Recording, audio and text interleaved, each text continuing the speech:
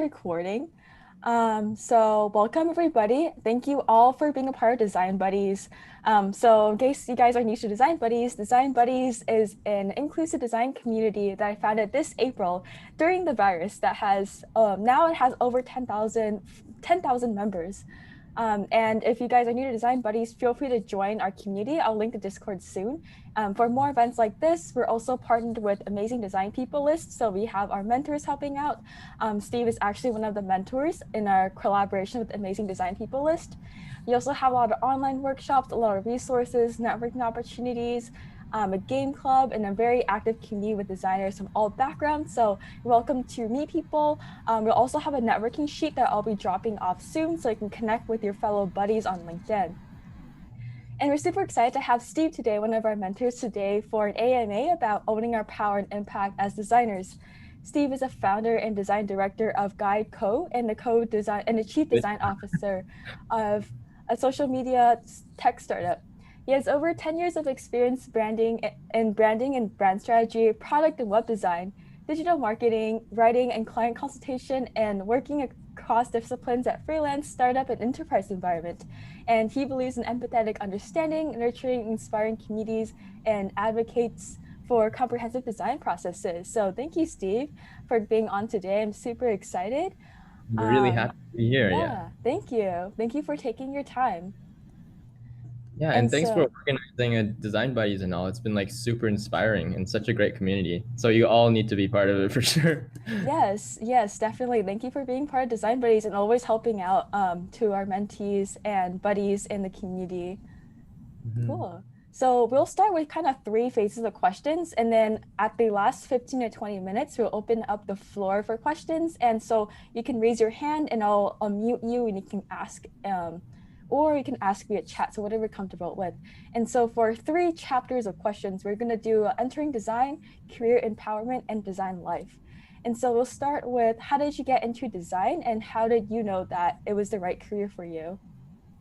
Yeah, for sure. So, well, first of all, I'm no expert, but I'm really happy to share my experience. I've been in sort of all sides of the spectrum, whether it's like conventional or unconventional, enterprise startup, in-house agency, freelancing, entrepreneur, design development, and like being a contractor or being the one contracting people. So I guess I just want to share my experiences all around. And in terms of my own career path, it's been quite what I would say is like it's not the most conventional. So I started off with visual arts as since I was a kid, learned fine arts, was in a visual arts major as in high school, and studied web design and development after high school in college.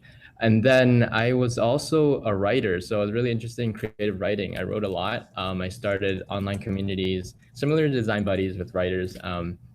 And then I pioneered something called the English cell phone novel in the English speaking world, which is like a movement from Japan where people write on their phones. And I guess these experiences, like even that early on when I was like 18 or so, it really helped me forge like certain skills, certain soft skills that we'll be talking about today. Soft skills in like facilitating communities, marketing your own self, your content and so on, as well as just this really attentive, like this sensitivity to every element, every decision you make.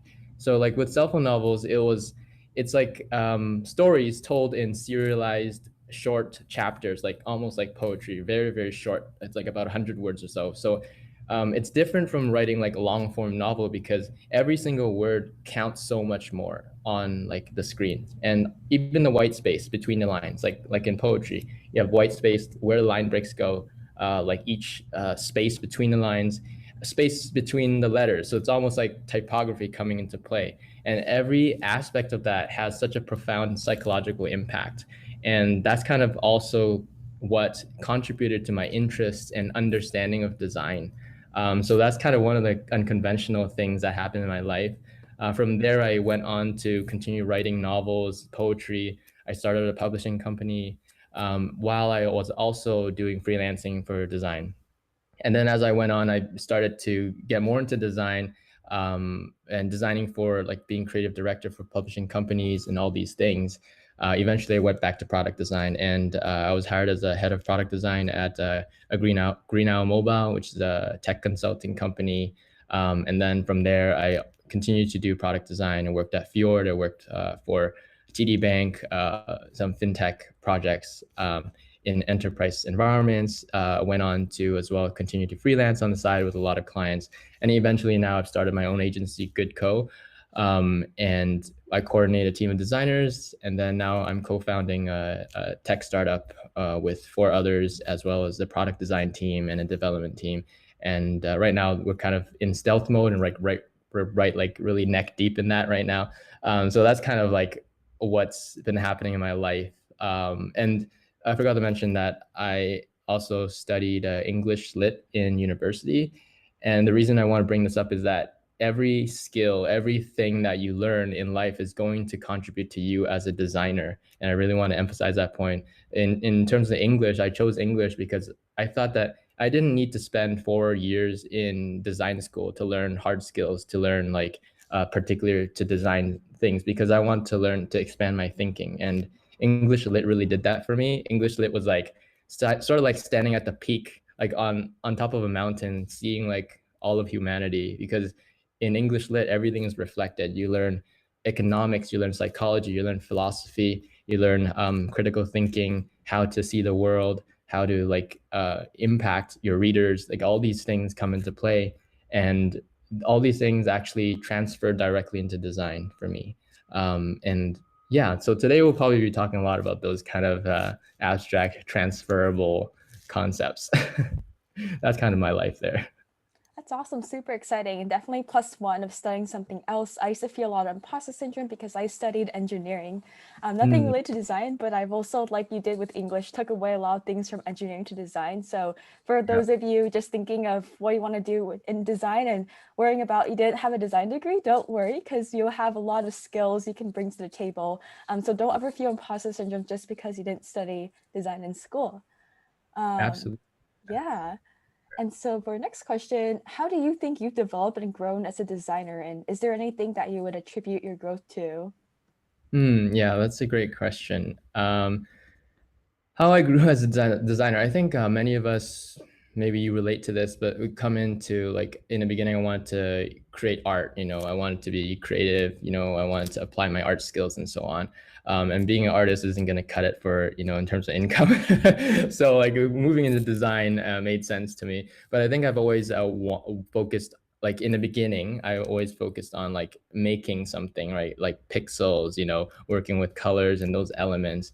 And then eventually, as I did design, it became a lot more about thinking, a lot more about theory, and a lot more about research and understanding people, understanding the market, understanding businesses. So eventually, now as a designer, I feel like if when you start off as a junior designer working to senior design level or like design director, you're eventually going to be more about the higher level thinking and strategy and all that. And so that's kind of where how I've developed, I feel. Very somewhat typical of like in terms of design seniority. As you continue on, you learn those processes, you learn those transferable skills like we were saying. And then now I'm kind of standing at the strategy perspective on approaching design. Does that answer the question in terms of how I've grown?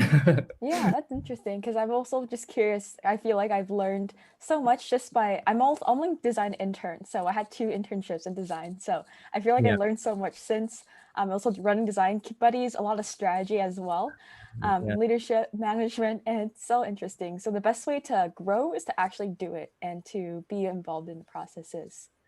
Hmm. And our next question is, what does design mean to you and how does it have impact? Yeah, right. So that's the meat and potatoes here. Yeah, like I was saying in the beginning, like it feels like I don't know about everyone else, but like definitely wanted to make something, create something that's going to be, good for the world, has impact on people's lives, something that is creatively fulfilling, being able to express myself and so on. But sometimes, like as you work in the real world, that's not the reality we face. We're going to face countless pushbacks. You're going to face business, budget, developmental like needs, development team, and all these other requirements and so on. And you're going to feel constricted when move into the design industry and when you're working. But ultimately, is how do we feel like we're limited and constricted and prevented from doing our job? And I know, like in my past job experiences in agencies and so on, we work with huge enterprise clients, and then they have so many bureaucratic processes, and then you feel like I can't. And often a lot of the choices that comes down from above above is like it takes away from user experience. Is choices not for user experience, and as designers we advocate for experience for our customers, for our users, for our audience, and so on. So ultimately there's this tension, and you're going to face this all the time. So I guess this long-winded thing is I'm trying to say, like, design doesn't end there. Many designers are going to feel that way, where it feels like eventually you might even feel like you're burning out because you have to face all these stakeholders and things that prevents you from doing your role. But I want to say that that's not where design ends, and that's not really what design is only about.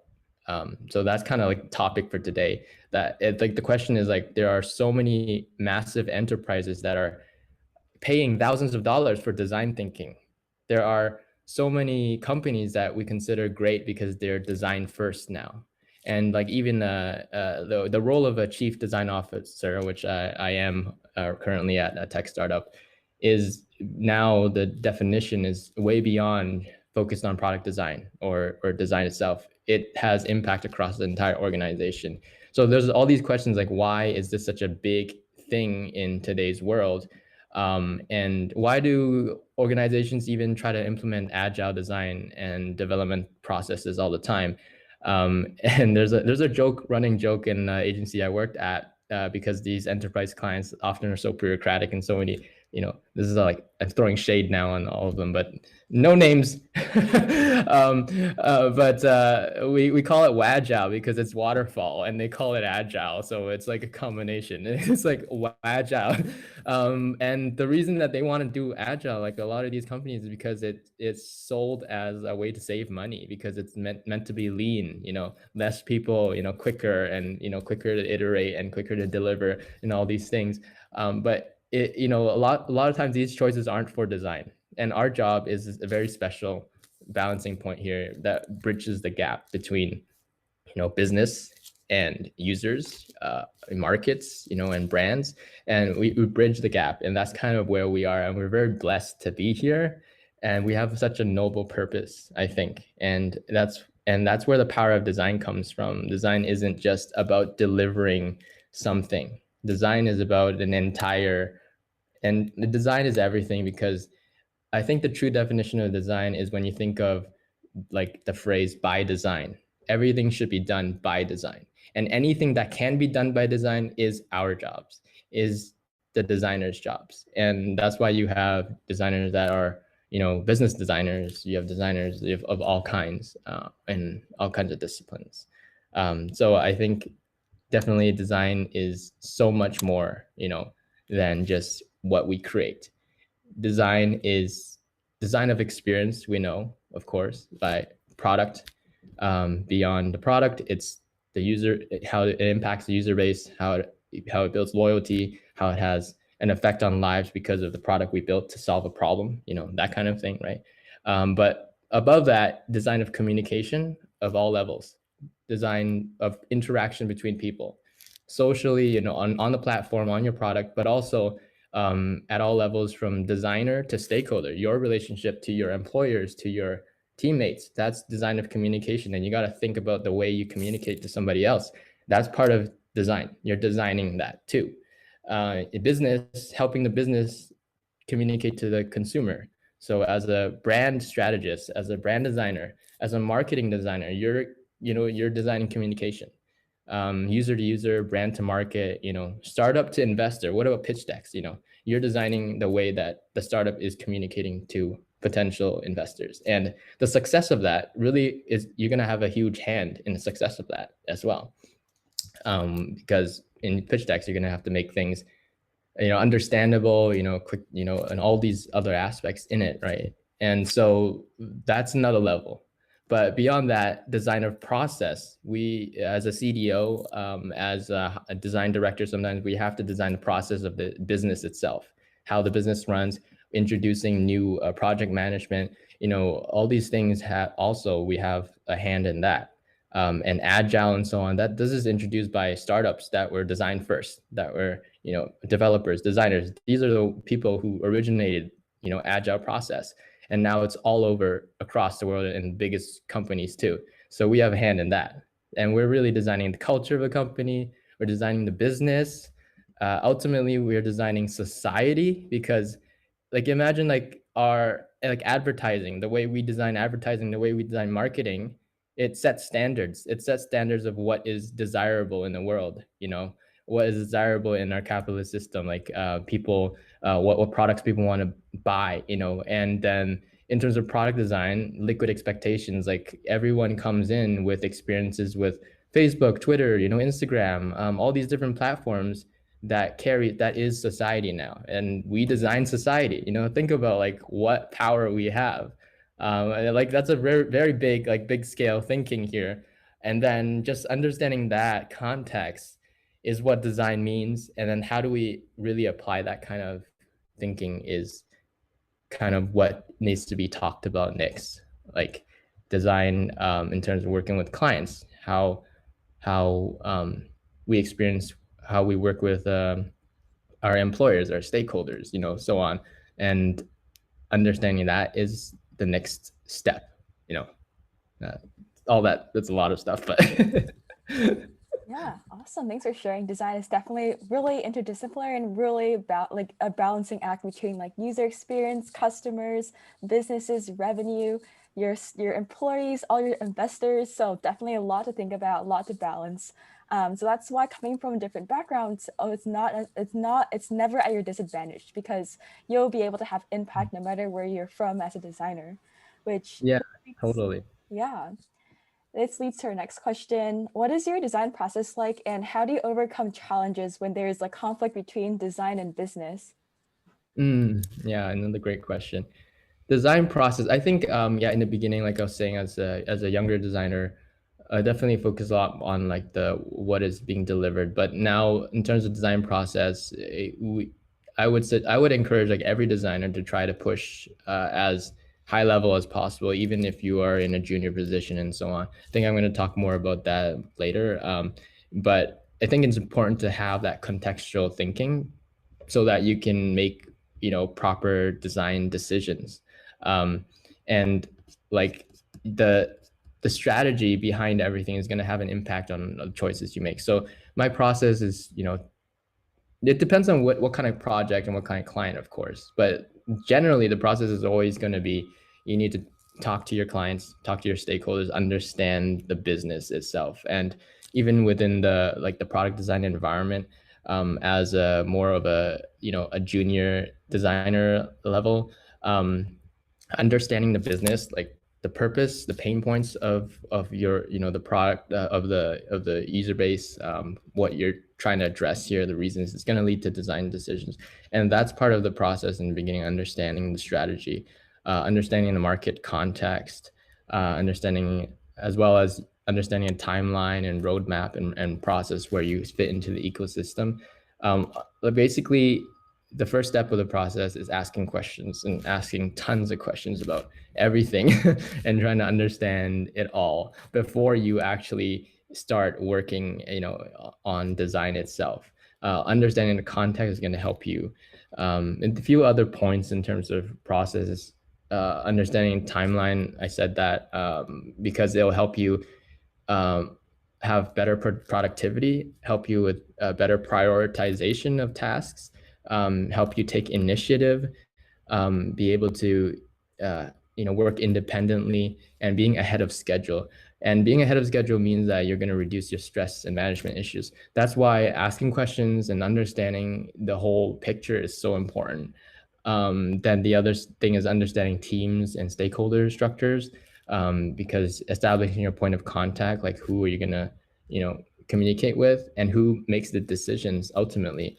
A lot of times, like when we work with clients, sometimes you're going to have a client who says that they're the point of contact and decision maker, and then when you sign on to the contract, you realize that there's other people at play, and all of a sudden it takes much longer, and then the things you do and the things you deliver is is not accurate to what they need because of all these other heads, other minds in the process.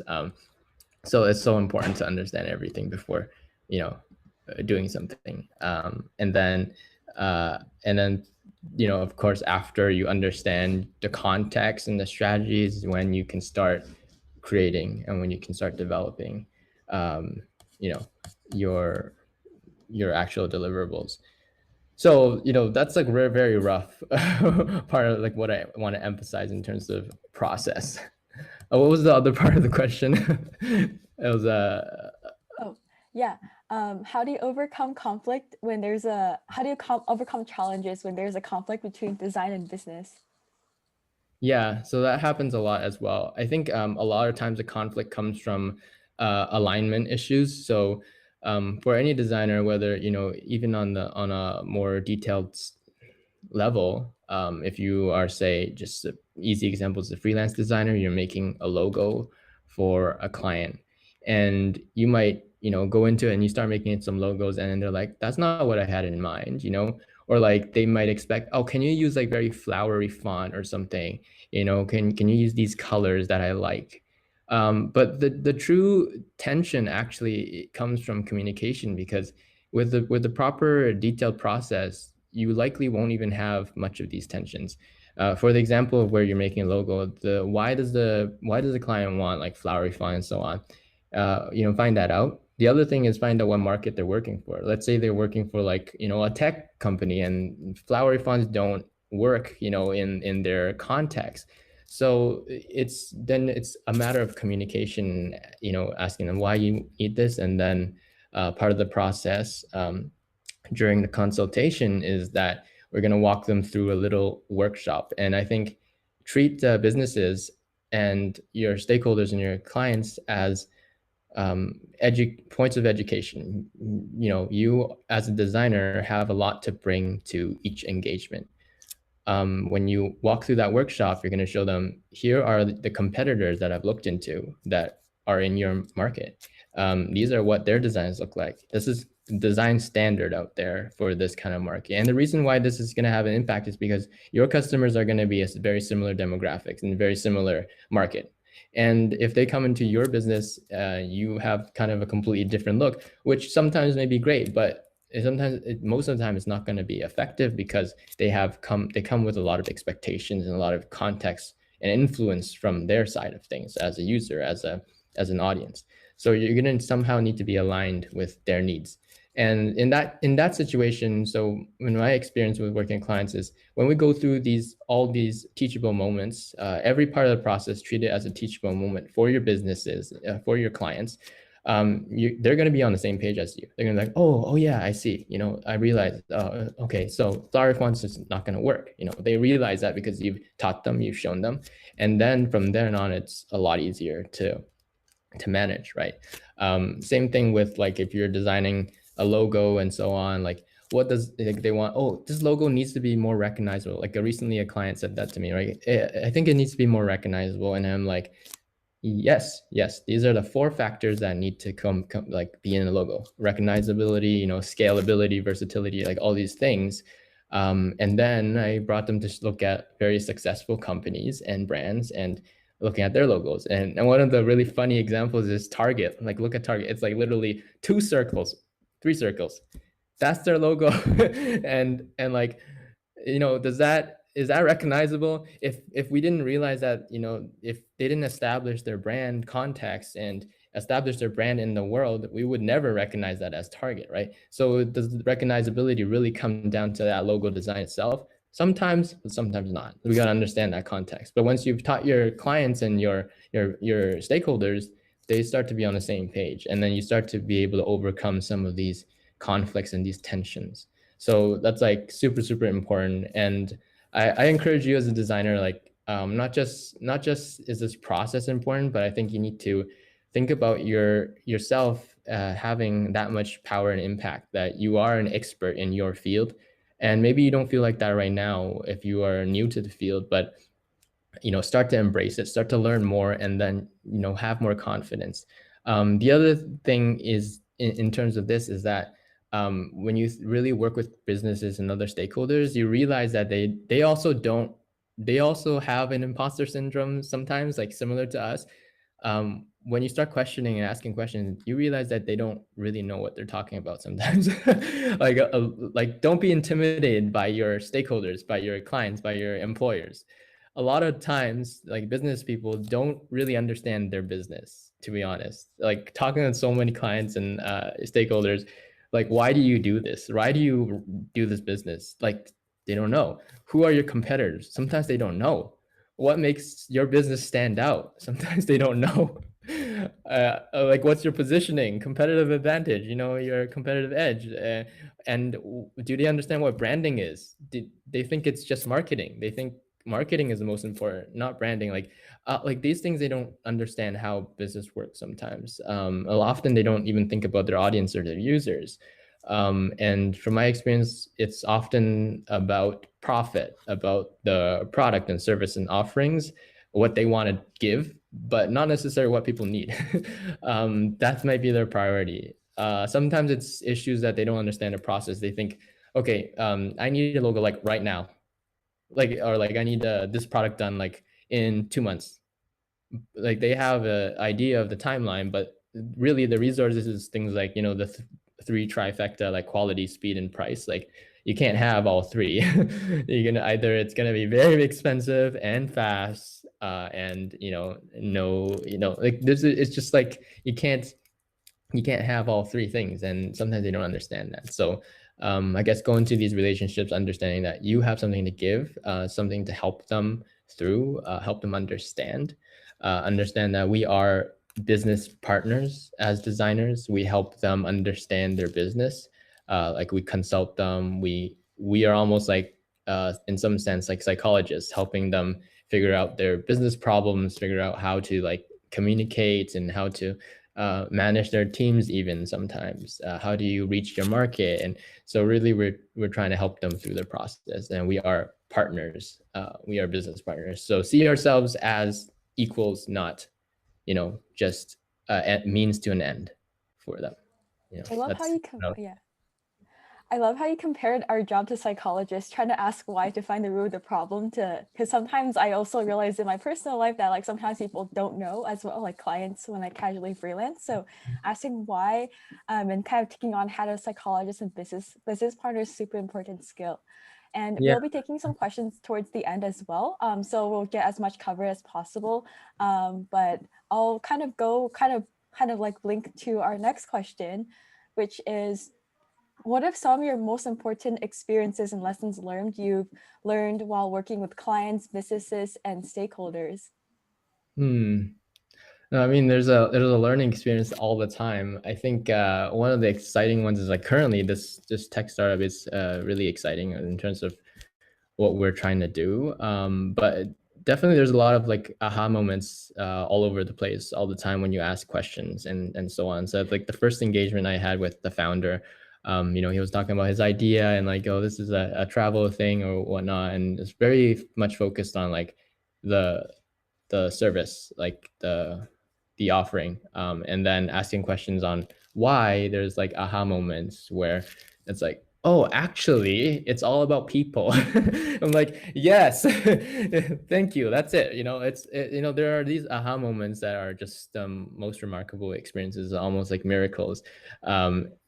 And that's the differentiation for the business. So it's always those things that really are kind of the most memorable. And I think I would compare it to like being able to be psychologist to find the ikigai of the business or the brand. If you're familiar with what ikigai is like it's for usually for like personal development. It's like an intersection between what you love to do, what you're good at doing, what the world needs, like what the market needs, and what makes money. And this thing applies for everything, including like businesses. So like, what does their market need? what are they passionate about, what do they love doing, what makes money, all these things. And that's what we help them find. And those moments are just fun, like mind blowing when you find it. And I call it like the design singularity. When you find that singularity, it's like the intersection between business and market and everything all together. And when it comes together, those are like the most memorable moments. And then on the other hand, a flip side, I would say like on a very, very detailed level, is like working in product design. Sometimes like you hit those like UX challenges and it's like very, very complex.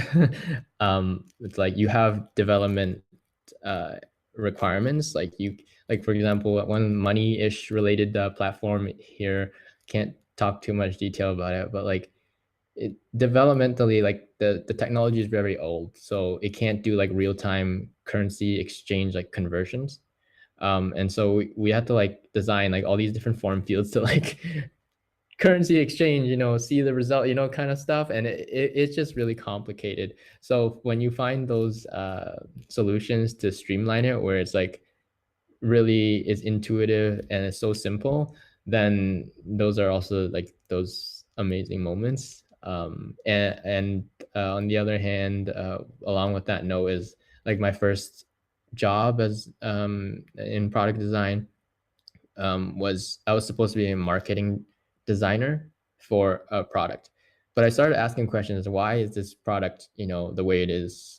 How do I market it if I don't really understand, what it's about? Like there's so many things that's part of it. Like you're trying to be a B2B, you're trying to be like a B2C, you're trying to be a Google Maps, but not really, there's all these different things. So when I asked the question, eventually they brought me in as a product designer. And I'm like, okay, can you redesign this thing, please? Can you redesign the brand as well? And then just when the aha moment happened, when we streamlined everything, it was like sort of like a map-based app where you put stuff on the map and it's like businesses can promote their deals or whatever, but like who's going to use that app if there's no one on it, right? And so on. So eventually I streamlined it into like this, just the idea of putting those pins on the map, being able to post custom content on there, becomes a unified cohesive platform. And then it's just, then from there you can break it off into what kind of user do you want to attract to using it. Businesses, users that just want to share their experiences on the map, and so on. So finding that singularity is what I would call like the best experiences all the time. That's kind of yeah. Yeah, definitely. It's always a balancing act, and asking a lot of questions to find out what that balancing act is also super important skill. And this leads to our next question. We'll be opening up the floor to questions soon. Was there a time where you had to deal with a difficult client or stakeholder, and how did you go about it? And what are some lessons you learned from those experiences? Hmm. I would say my experiences are probably a lot more tame than maybe some other experiences. I think I think most of the time, um, the reason I prefer to have like be in more of a leadership role or like take ownership of projects and so on is because I'm very big on the communication aspect, so that there is not much tension there. But the times I've seen like major issues is when I was working as part of a team and there were like a lot of stakeholders that were taking charge, and everyone kind of, there was a lot of bureaucratic processes. But I think that what really helped was just the way we talk, where as designers, I would say we're meant to be like the rebels, like the outsiders. We're meant to be the devil's advocate. We're meant to be, somewhat different from the usual process. So in that sense, during those moments there's a lot of tension and people were like kind of really amped up, like ready to yell, like, or like even yelling, or like, slamming the table or something, in in those kind of situations. But going in there with a very calm, collaborative, humble, passionate, and like a friendly nature kind of changes the entire environment. I think it's really about the way you present yourself, the communication, how would I put it? Like it's very abstract. The most important things are the abstract things, not your hard skills. It's the soft skills. It's the how you communicate. When you go in there with a very humble and nurturing attitude, but still like firm enough, um, just this, it's a balancing act for sure. But the way that we brought our culture in as designers changed the way that all the stakeholders started working, and it started changing the ways that the entire process was working. So I'd say everybody has such an impact just based on the way they communicate or the way they act. um, I would say that's probably the thing that changes these situations the most. Yeah, definitely. Also, just being empathetic and being nice to people, but also not being too nice and letting people step over you, which is one of my Mm, experiences. It's a fine balance you'll find, I guess, like through experience and asking a lot of whys and understanding the context of everything. absolutely. And kind of going back to the overall theme of the event, how would you recommend designers to discover their own potential and advocate for themselves? Hmm. I think again it goes back to asking questions. I do very much do tend to like boil things down into the one core concept, and which is in terms of practicality, it's asking questions and being constantly curious about everything. Of course, ask in a nice way, right? And don't like spam questions. That makes sense. Like it's gonna probably bother somebody, but like asking, very specific uh, particular questions about things, uh, and asking really the question of why rather than hows, and hows come after and so on. It's the why that's most important. And as you keep asking why, you're going to discover more and more. That's one. And that's one of those main things that I would say. And then I think learning to be contextual, like more of a universal associative way of thinking, where you're bringing in everything that you know rather than you're focusing on, okay, like design is design, I'm product design is product design, screen is screen.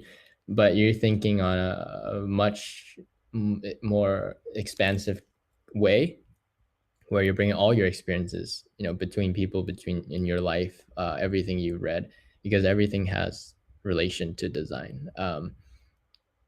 You know, I had some examples, but I just blanked out right now. But in reality, like your brain, obviously we know that it always creates new connections, synapses, and new neural networks in your brain, and everything you learn feeds into that as a network. So thinking in that way, expansive way, is going to help you, move. And then I guess more more specifically is uh, understanding how to charge your clients, how to budget, um, setting up the contracts, like things like that is going to help you in your career as well. Those practical skills, is that something that you want to hear about? Yeah, sure. That would be really useful because I know we have a lot of students and also freelancers and design buddies looking to learn how to better charge their work. Um, and yeah, feel free to share anything you want. All right. Yeah. Well, going back to like the process is, when you charge, you're gonna calculate. Like first of all, like calculating the cost. Usually, you have to begin with the hourly rate. Usually, so even if the project is a flat rate, you learn to budget and calculate according to hourly rates first. So when you're doing a project, how many hours does it take you to create that logo? However, I would say you're not just creating logo. There's also the time that you need to calculate for communication, like with your client, consultation, understanding their business and so on. All those hours, calculate all of that too. When you do logos, is it just going to be one logo? How many revisions are you going to make? And then beyond that is like the strategy. Like, is the logo just gonna be that's it? But like the logo has an impact across the entire brand. So you really are thinking more about the entire brand as a business. How does it communicate to the market? And then when you design a logo, you're likely gonna have logo type, like fonts and typefaces, you know, in addition. or like as part of the logo. So that's going to have an impact on typography of the whole brand, of the brand system. And what about the colors you use in the logo? That's going to have an impact across the brand too. So you're not really delivering a logo, you're delivering an entire brand system most likely. Even if you don't want to do that or like take on that big of a role, that's really what you're going to be doing if you think about it. So calculate all those hours, not just like the 5 hours that you're going to do to make a logo, like logo sketches, even all the wireframing and things that you're going to do. Calculate all that plus all the strategy plus the communication. All of a sudden you have a whole lot of hours that you're investing into this thing. Now take those hours and then you're going to double it, because you're going to need to have overhead on it, because likely your clients are sometimes going to be slower to communicate. Sometimes you're going to say change their mind, all these things. You need to expect that. So double those hours. Now you have a rough approximation of your project fee. Now that's kind of the basis of how you're going to project your calculations for budget, I would say. And as you continue to develop become more senior designer or become design director, eventually you might even want to establish your own team, because there's just more work coming in, or like these projects are too big for you to handle alone, or chances are like maybe they don't need just the logo, they need also a website, and you might not be a developer, so you're going to need to outsource to people. So now you got to take into that account, like, and calculate for their hours and then expand from there. So that's kind of like the how you need to be thinking about the these charges. And then the other thing for freelancing, I would say, is super important to have your contracts down. Make sure you have contracts to protect yourself. This is very, very, very important. And this is a business relationship, not just oh, I'm going to do something for a friend. Even then, you should probably have a contract so that you know what your expectations are. But a couple of key terms that you need to remember is to protect your legal liability. So whatever you make, if it's somehow makes their business you know uh, fail somehow, you need to write that into your contract. Likely you're not gonna have that impact, but you need to have that in the contract to protect yourself. Another thing is how many revisions you're gonna make. We don't want to have an infinite revision. If you don't have that term, they're gonna be like, can you make these changes, can you make these changes? Have those terms in. That also counts into like, oh, you have to pay on time, you have to pay at these different deposit, or whatever your payment schedule is, deposit midterm, and then like delivery. So you have that in the contract. NDAs in the contract if you need those. And you can write in as well that you are allowed to display this content on your portfolio. What else? There's like a whole lot of terms that you can probably research on your own, but you need to make sure you have your bases covered, or else it could come and bite you in the ass in a sense. Yeah. Yeah, definitely a lot of factors to consider when you're pricing yourself, and a lot of these things can be transferred to negotiating when going to work and stuff. Even if you're not freelancing, I feel like these things are important to know. All these like little factors and your experience that come into your work. And so we'll lead into our last question, open it up to our audience. So our last question is, have you ever felt imposter syndrome with your work? I know it's something that a lot of people also struggle with. And if so, how did you manage or overcome it? Yeah, all the time. I think how I manage to overcome it is just to realize that everyone has it. You kind of have to ignore it and keep going. Imposter syndrome is something that everyone feels, even at the highest like level. Execs have the same thing, and you're going to constantly face bigger and bigger problems, whatever role you're in. And you're going to have problems that you don't know what to do about. You're always going to be in a state of, I don't know what to do, I think, at some point. And if you don't have those situations, then I would say you need to keep pushing, because that means you're not growing. If you don't have those questions, if you don't feel imposter syndrome, you're not growing. So take your imposter syndrome as a positive thing, as a positive side effect of your role, and be comfortable with being in the unknown and the ambiguous, because that's the reality of design itself. We are constantly in a state of unknown and ambiguity. We have business requirements, but then how do we put that into play? And this whole process is up to us to figure out. And sometimes those details has an impact on the business. They didn't give us clear enough directions. We're always going to be in a constant state of unknown. So be comfortable with that. Be comfortable feeling that you have an imposter syndrome. And for myself, and maybe for some of you, we feel that like my path has been sort of unconventional. I didn't come straight out of a boot camp or like something like that. Really learned on the job. Really learned by constantly researching and reading and learning from all these different resources available. But something you'll feel like, okay, do I have the actual qualifications? Do I actually have these skills necessary? And you might feel that way, but you do, and your experience is valid and probably very valuable. Like we talk about, having experiences from different fields is going to be helpful for design, because as I said in the beginning, design is everything. Design intersects everything. So you are valid in your life, in the way you are. you know Awesome. Thanks for sharing. So we'll open up to our floor for questions, and we have Moner, and he has problems with speaker, so I'll be reading off his question, and we'll be taking a group photo in about 8 minutes, so make sure to stay on for that and away for our Instagram story. So Moner's question is, how do you convince client you work with that they're stubborn with an editing design suggestions, which they will hurt their user experience of the project if you apply these changes? So I guess like kind of convincing, like advocating for the user experience when dealing with clients.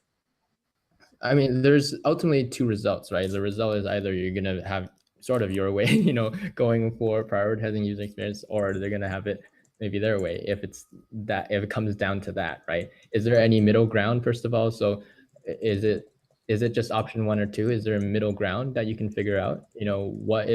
Is there a third way? Sometimes we might be so detail oriented, or like we're so within the context that we don't realize that there is a third option that nails both needs. So open yourself up to potentially a third option. But if it has to come down to option one or two, first of all, be okay with that. It's either option one or two.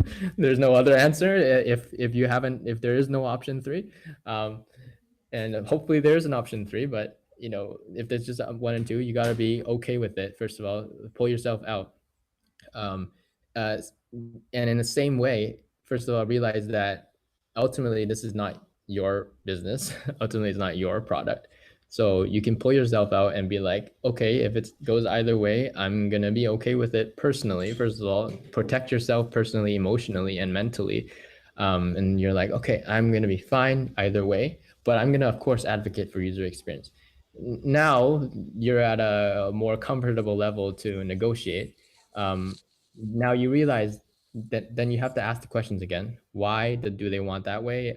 I'm sure that in your context, you might already know why, or you've done the discussions, but like really question why, and ask very pointed questions. Like not just like, why do you want it this way? But like, why do you think the users won't be affected? Or like phrase it and find a way to ask the question where they're going to really have to think about it. And in your context, I don't know your context, so I can't give you a specific question, right? But try to do that and try to get them to really think about it. The best result is when the clients actually come to the conclusions themselves. Like when you start asking these questions, why do you need a logo, for example? They're going to start to realize that they want to support their business, they want to help their business grow and all these things, and they're going to give the value to your design itself. You don't have to be the one to convince them. So ask these questions. And then secondly, back it up with all the research that you have. Of course, what are other businesses doing? What are other products doing? Why is this thing very important for user experience, and so on? And back it up with research and data. So then you can kind of try to convince them, right, on that level. But ultimately, going back to the first thing I said, is you're gonna have to be okay that it's their business. They have their business requirements. If you've done everything to communicate and you've done what you can to educate them, ultimately, if they are being stubborn, that's their choice, ultimately, right? And they may actually have very valid reasons too. Maybe it's budget constraints that they really can't afford to have any more hours done. I don't know. Like there could be many different reasons. One last thing is to challenge yourself whether this is actually necessary for user experience. Because I just listened to a talk, forgot who, like yesterday, um, about building products. But sometimes we might be so focused on that user experience thing for every detail that we lose focus of the core functionality or the core of the product. Is this absolutely like non-negotiable for user experience?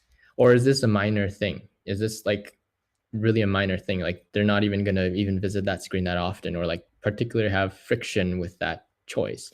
Sometimes the core product is what is the most important, and building that out specifically is the most important. Everything else in the peripheral may not be that important, even if you think that you want to be absolute on user experience all the time.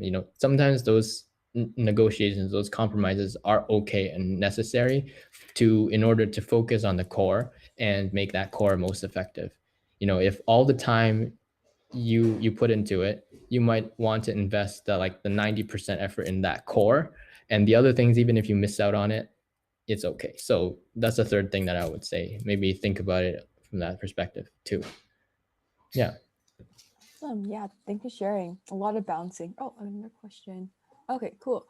Um, is there, I guess like we can do one more question, and also take a photo in about 3 minutes. So Jacqueline asks, how do you defend your design decisions in an engineer-driven and agile team? And also feel free to share anything you want to cover that you didn't get a chance to cover yet. Uh, okay. I think we covered everything. I just want to reference the text if Yeah, it was a it's little there. earlier. Um, Uh, so engineering, how do I engineering driven agile design team. I mean, again, that comes down to the context of how your team works. First of all, like I would ask things like, well, how's the culture like? Is it like developers who are in control, right? First, and it sounds like that could be the case. And then the question is a bit on like how do we sort of push this culture a little bit so that it's more open for you to contribute and to um, have ownership over the product. The other thing is ultimately this product goes to the user. So if your design decisions are user first, that's going to be most important for the business and the product, preferably. I mean, at least if the rest of the stakeholders can, be convinced of that. So you always be user first, and then secondly, engineer teams always want data. Do you have data to back up your design decisions? That's like the most. That's the sort of like the common ground that they want. Back it up with data, and this is going to make your argument much more convincing. That's what they really want to see. And then secondly, thirdly, is to constantly test and then get feedback and get that data if you don't have it.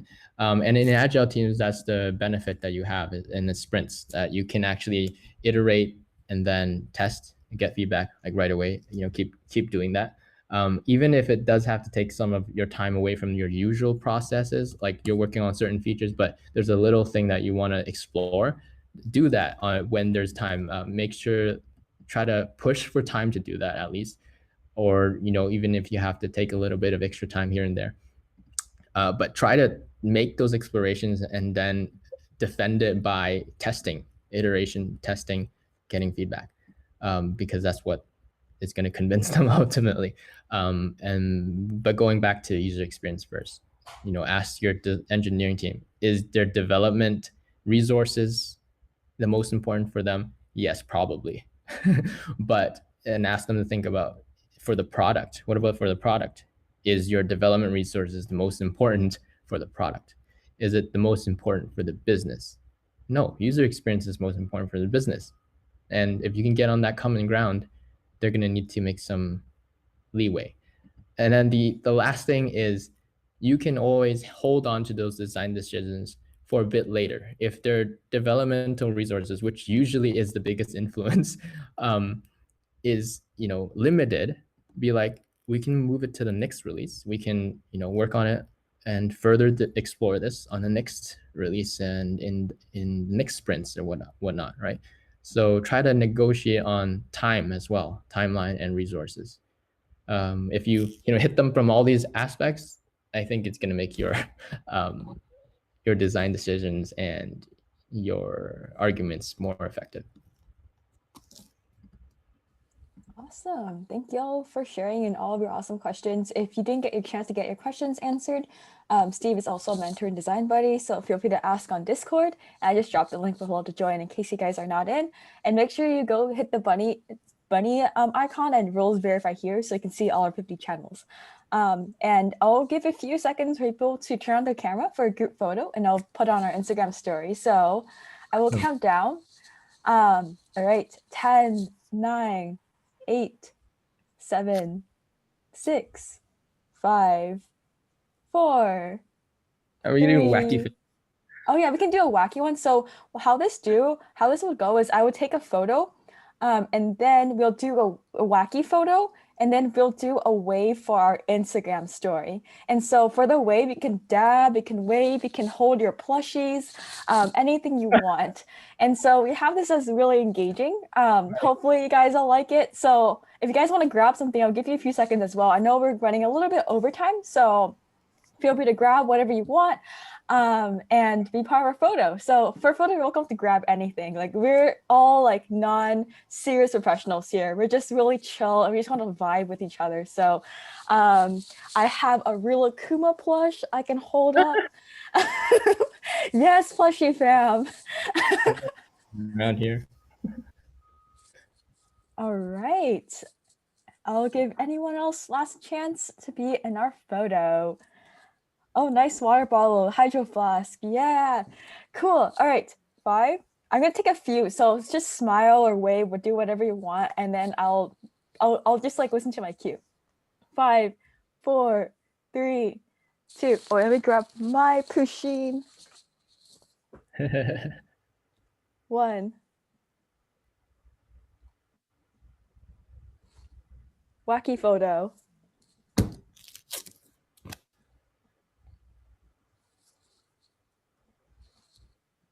All right, wave, dab, dance, anything you want. And this will be recorded a video for our Instagram story on design.buddies. All right, let me like transfer, switch accounts over, open up my stories. So you can do anything you want. All right, ready, set, wave.